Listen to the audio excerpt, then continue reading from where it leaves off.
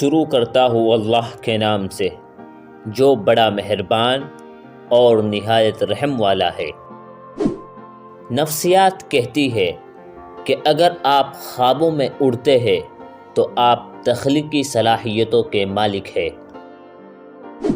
جب کوئی آپ کو یاد کرتا ہے تو اس کے 80% امکانات ہوتے ہیں کہ وہ آپ کے خوابوں میں نظر آئیں گے۔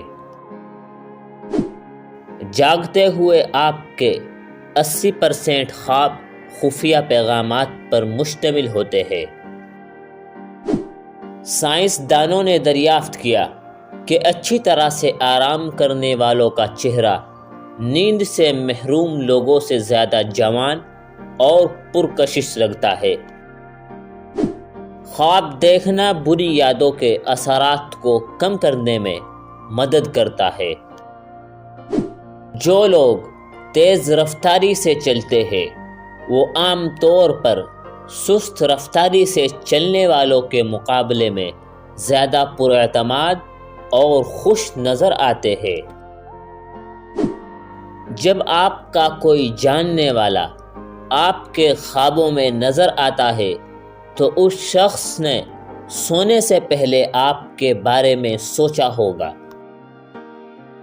مسلسل نیند میں کسی کے بارے میں خواب دیکھنا اس بات کی نشاندہی کر سکتا ہے کہ وہ در حقیقت آپ کو بہت یاد کر رہا ہے۔ آپ خواب دیکھتے ہوئے پڑھ نہیں سکتے یا وقت بتا نہیں سکتے۔ نفسیات کے مطابق رات کو نیند نہ آنے کا مطلب ہے کہ آپ کسی کے خواب میں جاگ رہے ہیں۔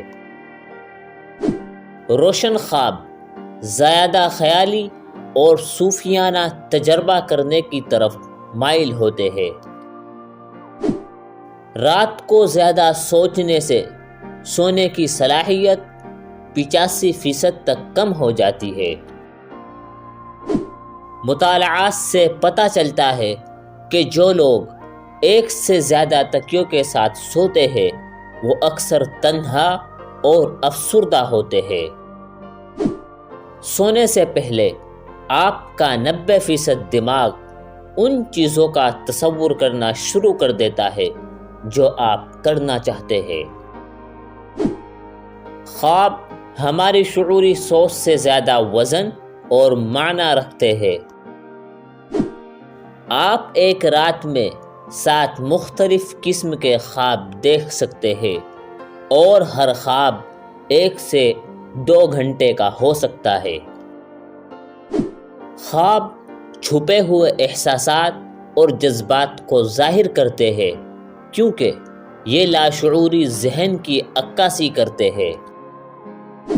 آپ جس سے پیار کرتے ہیں اس کے پاس سونا نہ صرف ڈپریشن کو کم کرتا ہے بلکہ یہ آپ کو طویل عرصے تک زندہ رہنے میں مدد دیتا ہے۔ دوستو، اگر آپ کو یہ ویڈیو پسند آئی ہو تو اس کو لائک کریں اور ہمارے چینل کو سبسکرائب ضرور کریں۔